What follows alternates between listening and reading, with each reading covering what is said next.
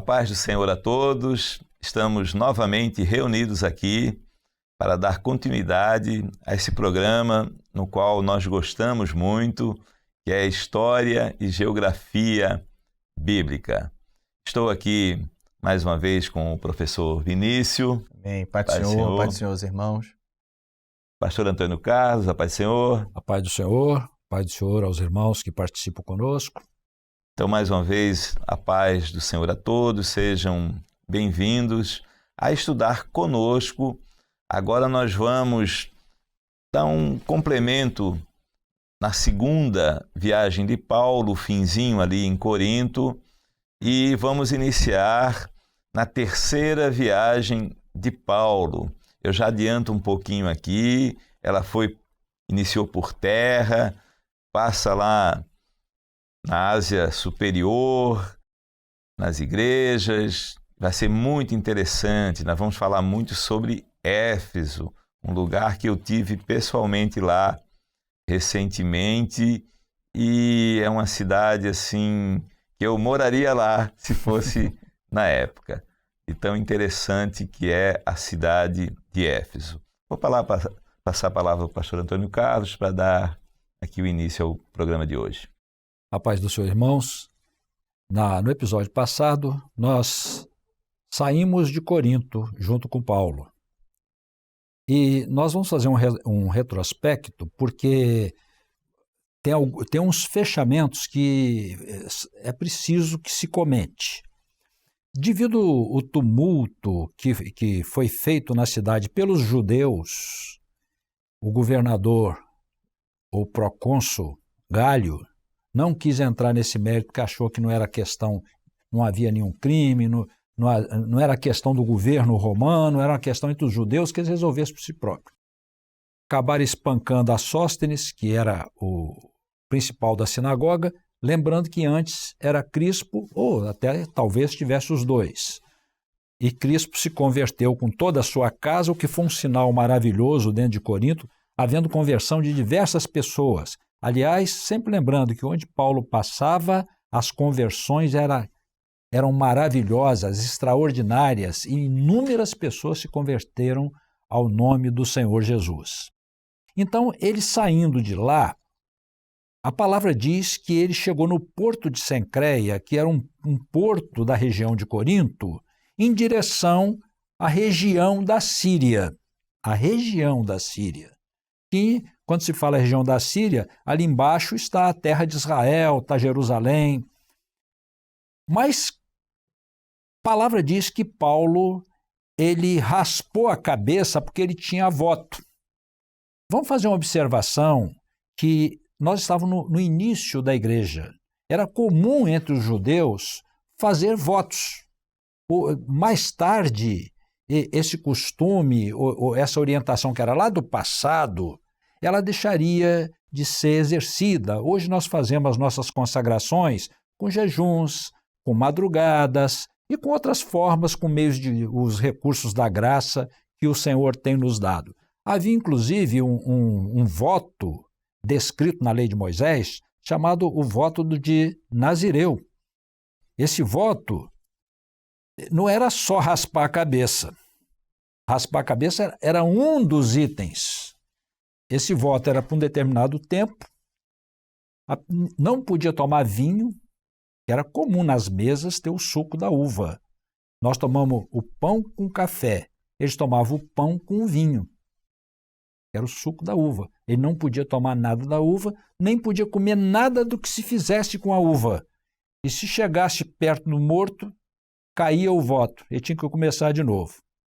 Então, presume-se, aqui não diz que Paulo fez esse tipo de voto, mas ele fez um determinado voto. E outra coisa, o voto de Nazireu, quando ele cumpria o tempo que ele determinou, que ele propôs diante do Senhor, ele ia à porta da tenda da congregação, o que significa que a entrega dele tinha que ser no templo.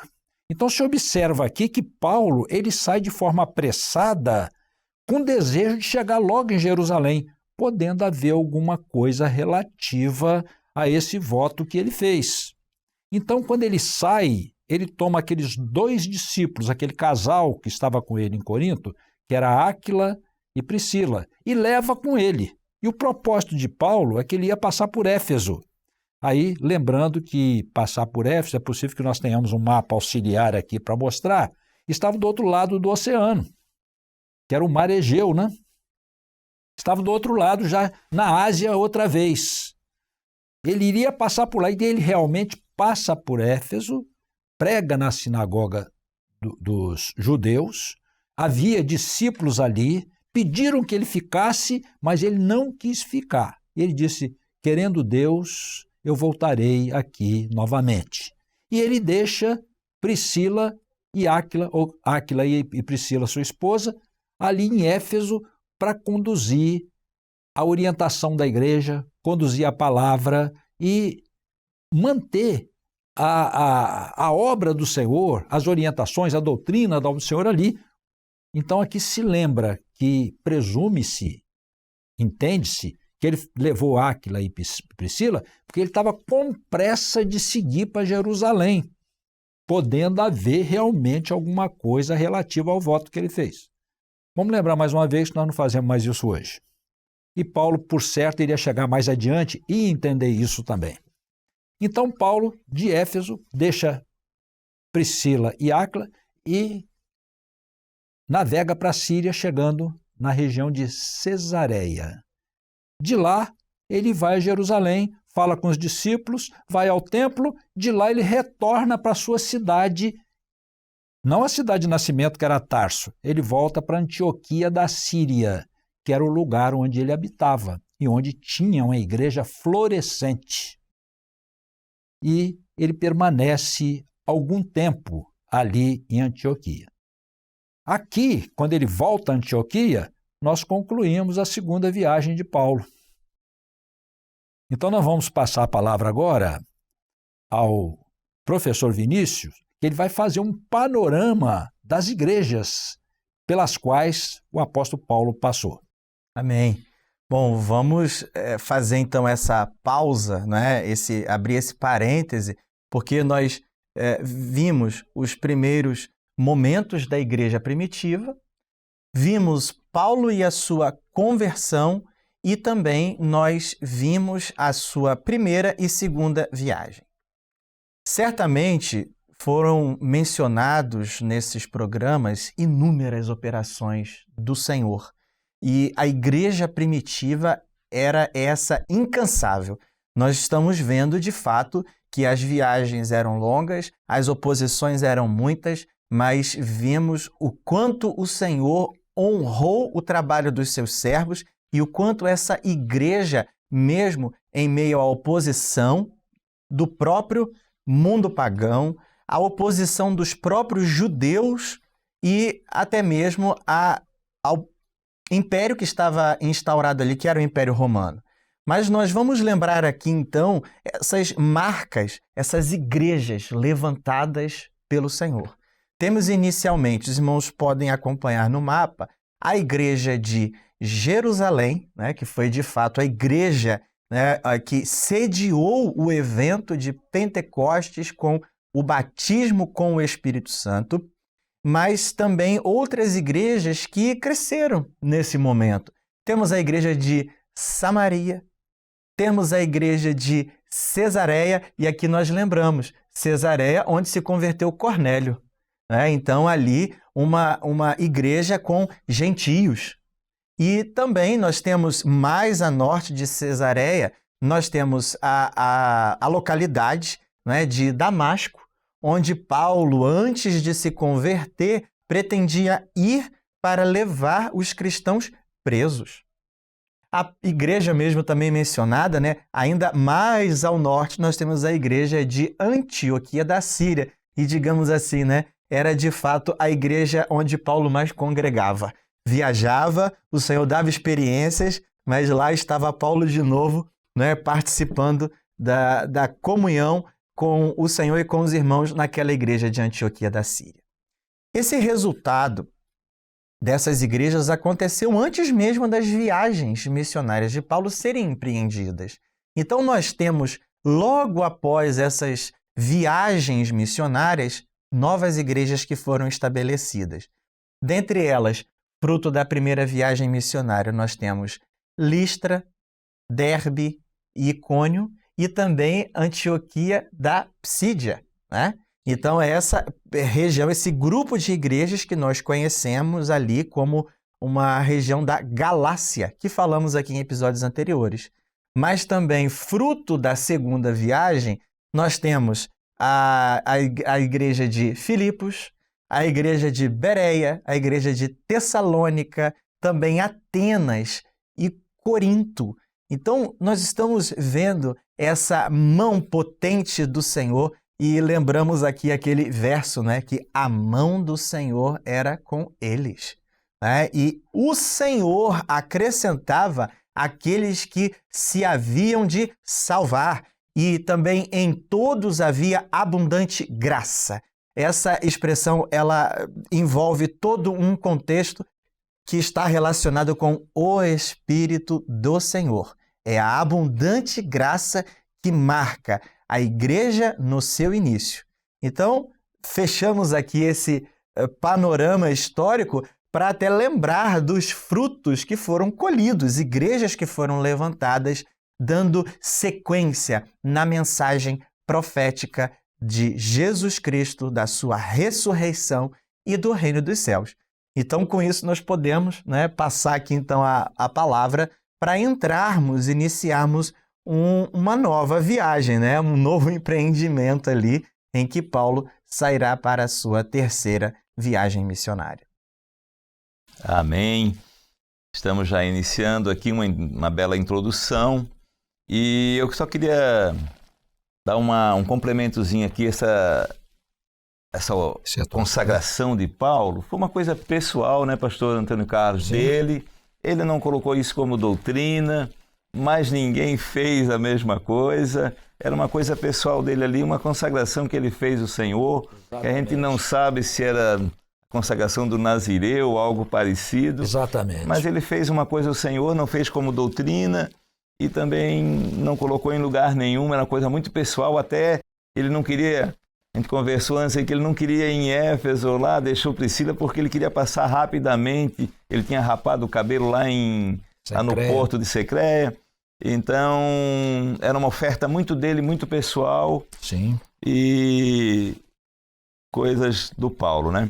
Agora, nós vamos ler o texto que dá início à terceira viagem de Paulo, que está em Atos, capítulo 18, verso 23, que diz assim: Estando ali algum tempo, partiu, passando sucessivamente pela província da Galácia e da Frígia, confirmando a todos os discípulos. Aquilo que o professor Vinícius acabou de falar aqui, né? Ele passou novamente ali, confirmou os obreiros, a igreja, e aí ele foi para Éfeso. Éfeso tem uma história maravilhosa. Éfeso era uma cidade muito organizada na época. Entende-se que ela tinha em torno de 250 mil habitantes, talvez um pouco mais. Era uma cidade organizada, nós vamos ver aí nas imagens, tinha uma avenida pública que tinha ali iluminação pública, né? Tinha uma ágora, que era uma área comercial com muitas lojinhas e também um local, né, de uma praça ali de comércio. Tinham 2 teatros, um anfiteatro com a capacidade de 3.000 a 5.000 e um grande teatro que cabiam 25.000 pessoas. Então, nós vamos falar isso aqui depois sobre isso. Então, Éfeso era uma cidade muito organizada. Tem lá a biblioteca de Celso, essa vocês veem aí na imagem. O filho de Celso, um senador, construiu ela, terminou ela em 135 depois de Cristo, já um pouco depois desse tempo, mas é uma construção muito bonita que está lá na cidade, nas escavações lá, arqueológica, lá no sítio arqueológico. Então tem muita coisa interessante nessa cidade de Éfeso. Eu vou passar aqui para o pastor Antônio Carlos, porque tem aqui uma história interessante daqueles discípulos que não tinham ouvido falar ainda do Espírito Santo, né? Exatamente. Conta essa história aí. Amém. Então, a segunda viagem termina na cidade onde habitava Paulo, onde tinha realmente uma igreja florescente, uma igreja do Senhor Jesus, com vários discípulos. E Paulo não demorou muito lá, ele partiu para a terceira viagem, desta feita por terra. Ele passa pelas regiões superiores, que podem ser observadas no mapa, que está na tela, onde se vê que ele sai de Antioquia, vai para a sua cidade natal, passa por lá, Tarso, e naquelas outras cidades que ele já tinha passado. O fato dele permanecer pouco tempo em Antioquia, porque Paulo, por onde ele passou, aqui nas palavras aqui do professor Vinícius, inúmeras pessoas se converteram, igrejas foram estabelecidas, discípulos foram levantados, e aquilo estava no seu coração, estava na sua mente, nas suas preocupações. Como ele entendia que em Antioquia as coisas estavam relativamente dentro do propósito, então ele partiu para fazer uma revisão das cidades, e ele tinha outros objetivos também, porque ele ia chegar em Éfeso. Então ele passa por cima, por terra. Antioquia era relativamente próxima da sua cidade natal, que era Tarso. De lá ele vai para Derbe, Icônio, Listra, chega em Antioquia da Pisídia, que é a outra lá, da Ásia Menor, e de lá ele vai para Éfeso. Porém, enquanto essas coisas sucedem, enquanto Paulo, da segunda viagem, vai chegando a Antioquia e daí por diante, que não temos o ponto exato, chega em Éfeso um discípulo chamado Apolo, natural de Alexandria. Alexandria vem de Alexandre, né? Situado no Egito. Mas ele não estava lá no Egito. Ele estava lá, chegou em Corinto e pregando ousadamente. Desculpe, em Éfeso. Obrigado aqui aos irmãos. Ele chega em Éfeso pregando na sinagoga dos judeus ousadamente. E diz a palavra que ele era poderoso na palavra, sem conhecer o batismo com o Espírito Santo. São as maravilhas de Deus, né? Ele só conhecia o batismo de João, mas ele pregava que Jesus era o Cristo. Ele tinha o mesmo discurso de Paulo, sem conhecer o batismo com o Espírito Santo. Áquila e Priscila, que estavam lá, olha a providência de Deus quando Paulo leva os dois para lá. Áquila e Priscila anunciam a ele, falam com ele mais precisamente, mais pontualmente, o caminho do Senhor. E é claro que a partir daí, certamente, a palavra não diz isso, mas devem ter orado com ele, ele deve ter recebido o batismo com o Espírito Santo. Com certeza. Vamos comentar um pouquinho? Quando Paulo chega em Éfeso, acontece a mesma coisa com 12 discípulos, que vamos deixar para comentar tudo junto. Então, Apolo demonstrou o desejo de ir para a Acaia, que é a Grécia, ou seja, para Corinto. Os irmãos conversaram com as igrejas, com os anciãos, e encaminharam Apolo. Nesse meio tempo, Apolo sai, chega Paulo em Éfeso. Então, observe agora, Apolo em Corinto e Paulo em Éfeso. Quando Paulo chega em Éfeso, encontra lá também em torno de 12 discípulos, servos de Deus, que só conheciam o batismo de João. O que era o batismo de João? Era o batismo nas águas. João, ele veio anunciando que o Messias viria. Ele foi o precursor do Senhor Jesus. Ele veio na frente. Deus mandou alguém à frente para dizer que ele estava trazendo o seu filho, anunciando a chegada dele, e para também ungir a pessoa do Senhor Jesus. E ele disse: eu batizo com água, mas aquele que vem após mim vos batizará com o Espírito Santo e com fogo. Os irmãos devem lembrar, aproveitamos sempre essas passagens para fazer algum comentário, que João, ele veio no espírito de Elias. Elias, ele foi um grande profeta, extraordinário profeta, por quem Deus operou maravilhas no Velho Testamento. Foi perseguido por Jezabel, Jezabel matou todos os profetas do Senhor e começou a perseguir Elias. Elias se sentiu incapaz de prosseguir. Era preciso alguma coisa a mais para prosseguir aquele ministério. Então Deus manda ungir a Eliseu. E Eliseu, quando Elias pergunta o que ele pede alguma coisa, ele pediu porção dobrada. Porque para enfrentar o quadro de idolatria que ali estava, precisava de porção dobrada do que Elias tinha. Elias já se sentiu incapaz de prosseguir naquele quadro que estava lá. Então, ele recebeu a porção dobrada. Então, João veio no espírito de Elias. Quando ele batiza Jesus nas águas, Jesus é aquele que tem porção dobrada. Batiza com água, batiza com fogo, batiza com o Espírito Santo. Batiza com água e batiza também com o Espírito Santo. Tem porção dobrada. E o batismo com o Espírito Santo é uma bênção que vem direta de Deus e que atua no nosso interior. Diz a palavra que é um novo nascimento. Apolo, então, e esses discípulos, eles pregavam só com batismo nas águas. E Paulo, então, explicou para eles o que era o batismo com o Espírito Santo. Eles entenderam, foram batizados novamente em nome de Jesus. Em seguida, Paulo impôs as mãos e eles receberam o batismo com o Espírito Santo.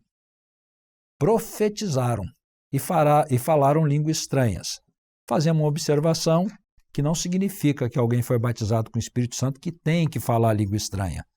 O Espírito Santo, ele tem 9 dons. Ele certamente, quem foi batizado com o Espírito Santo, vai receber um dom espiritual. Busca, se você não tem, busca, porque o Senhor tem um dom espiritual para você. Então, esses discípulos foram batizados, então, por Paulo, e Paulo começou também pregando na sinagoga dos judeus ali em Éfeso. 3 meses ele disputava com os judeus, mostrando que Jesus era o Cristo. Chegou no fim desses 3 meses, houve um endurecimento muito grande por parte dos judeus e Paulo sacudiu seus vestidos, como fazia, e disse que eles não receberam a palavra, que ele iria para os gentios. Ia pregar a palavra àqueles que não eram judeus. E entrou na casa de um homem lá de Éfeso que tinha uma escola. Aqui, não sei se podemos ter um apoio aqui depois para falar dessa escola, como que era, né? Porque não era uma escolinha. Era uma escola que tinha suas dimensões, onde Paulo começou a pregar ali e permaneceu ali em Éfeso pregando a palavra pelo menos 2 anos. Tem uma passagem que fala 3 anos na região toda, mas também esse é um assunto também que o pastor Edson pode comentar aqui. E Deus operou coisas assim extraordinárias ali em Éfeso. Essas coisas extraordinárias, eu vou dar uma pausa para que os outros irmãos também tenham oportunidade de fazer os comentários.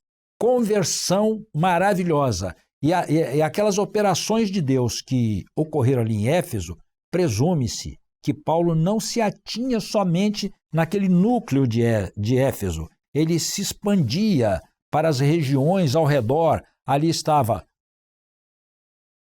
Colossos, estava Troade, depois o pastor Edson vai falar que cidade era essa chamada Troade. Conhecida. Não é? Depois vai falar aqui.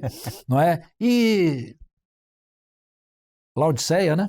Laodiceia também. Mas a palavra diz que toda a Ásia ouviu a palavra de Paulo. Então Deus fez uma coisa assim extraordinária pelas mãos de Paulo. Vou passar a palavra aqui ao pastor Ian, que por certo vai fazer um comentário e passar aqui para o professor Vinícius. Primeiramente, ali os discípulos que receberam ali o Espírito Santo, eles falavam em línguas e profetizavam, né? Então, 2 dons ali já no mesmo tempo. Para quem acha que só línguas, né? Profetizavam também, aquilo que o pastor Antônio Carlos já citou aqui. Sobre a escola de Tirano, o pastor Antônio Carlos estava falando. Quando eu fui lá em Éfeso agora, a minha curiosidade em conhecer aonde era a escola de Tirano. Então fui lá, procurei, e os historiadores que tem lá, havia uma pessoa que nos acompanhava, e na verdade nenhum arqueólogo ainda bateu o martelo para dizer assim, aqui era a escola de Tirano. Lá foram citados 3 locais, um sendo o próprio anfiteatro de Odeon, que eu não creio que seja ali, porque ali era um lugar para 3.000 a 5.000 pessoas, e uma escola não funcionaria. O anfiteatro é algo grande, com arquibancadas em forma de meia-lua, e não era um local bom para a escola, e a escola era menor.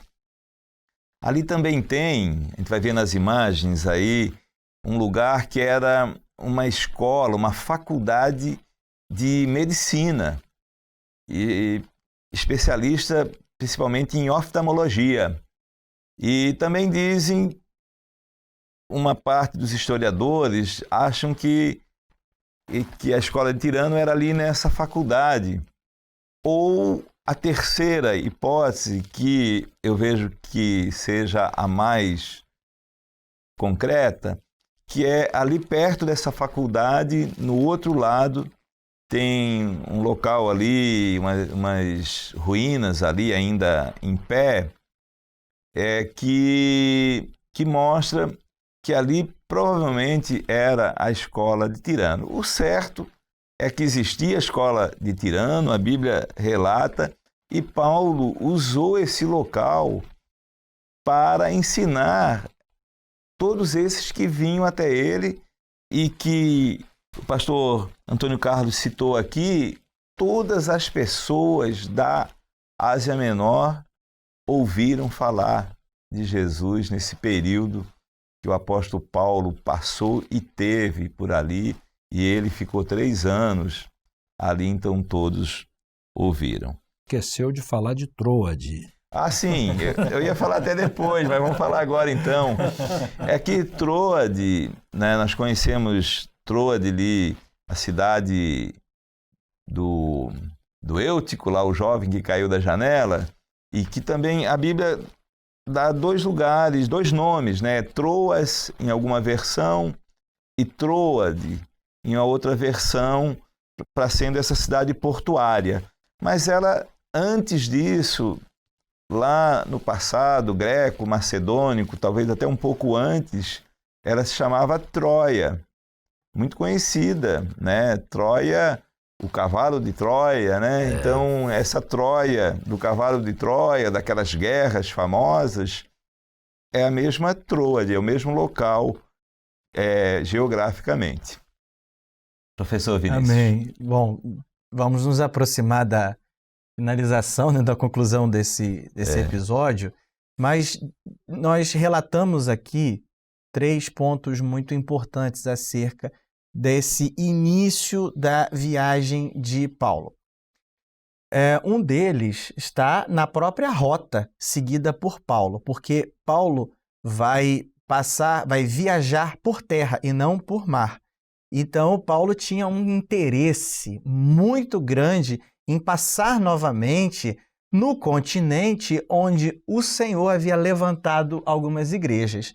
Então, o ministério apostólico era exercido, não é, com muita ousadia e muita responsabilidade, porque Paulo era usado pelo Senhor, as igrejas eram levantadas e Paulo continua se preocupando com aquelas congregações. Então ele vai passar novamente por aquelas regiões, ele vai vendo como essas igrejas estão, e com certeza não viver novas experiências, novos momentos com aqueles irmãos ali.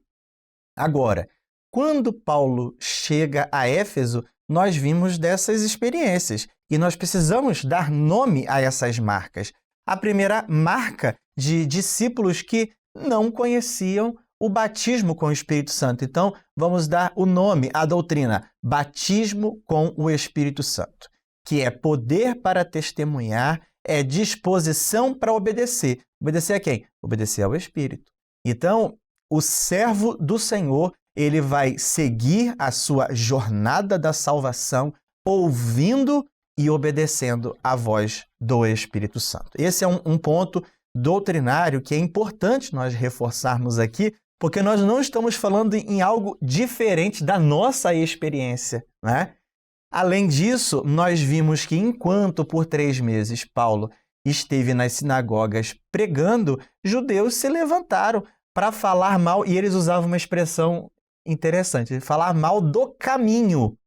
Então os irmãos vão ver que nós estamos aqui em Atos dos Apóstolos, no capítulo 19, e essa era a expressão com que aquele grupo, a igreja, era identificada, o caminho.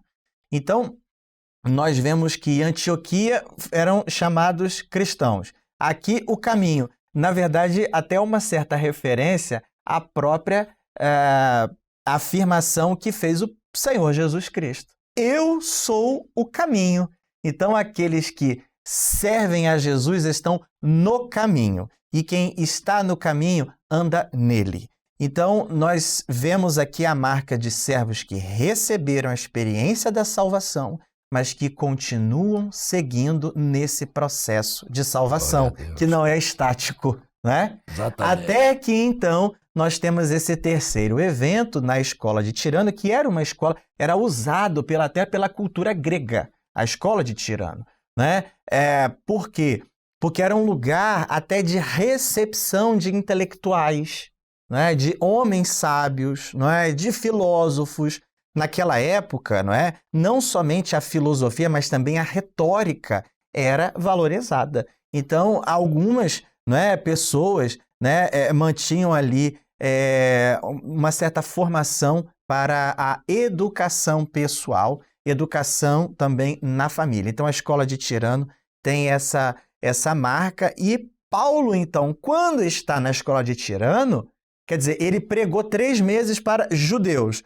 A oposição se levantou. Então, Paulo disse assim, eu vou pregar aos gentios. Então, Paulo, na escola de Tirano, estava entregando a palavra do evangelho de Deus para homens pagãos. Homens que criam em vários deuses, homens politeístas, ouviram a mensagem a respeito do Deus único. Ele é Criador e Ele é Redentor. Esse é o Senhor ao qual nós servimos. Fizemos aqui primeiro uma explanação histórica, os pastores falaram de fatos, e é importante dar essa marca doutrinária, porque, meus irmãos, nós vemos o quanto nós estamos num corpo só e em um só espírito, vivendo a mesma fé e uma mesma experiência. Amém. Olha que interessante. Estava pensando aqui. Esses homens que ouviram a pregação de João Batista e agora já passaram-se ali mais de 20 anos, porque a terceira viagem começou lá no ano 53, foi até 58 aproximadamente, o que se coloca ali como tempo, e eles ainda estavam no batismo de João Batista. Exatamente. Isso é interessante a gente analisar isso, porque nós vemos que algumas pessoas às vezes demoram a alcançar a experiência, é o que a gente vê também nos dias de hoje, E por isso que não é menosprezo quando o Senhor diz assim que os de Bereia eram mais nobres do que os de Tessalônica, porque examinavam as Escrituras. Então o Senhor não está menosprezando, mas dizendo que uns avançaram mais do que os outros.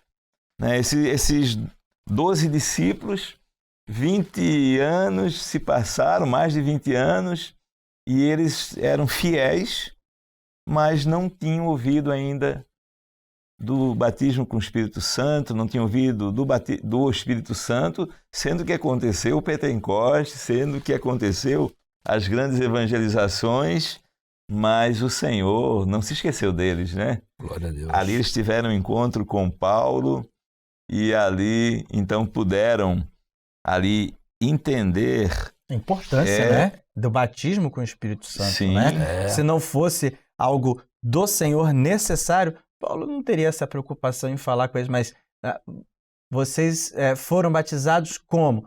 Nas águas. Então falta o batismo com o Espírito Santo. Então a experiência que Paulo viveu, ele, não é, doutrinou a igreja a esse respeito, a importância do batismo com o Espírito Santo para servir ao Senhor.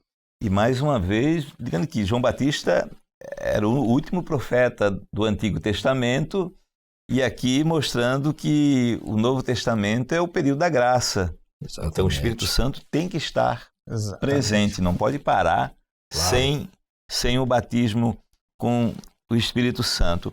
Ainda encerrando aqui o nosso episódio, nós queremos mostrar que essa terceira viagem de Paulo, ela tem uma mudança no Império Romano.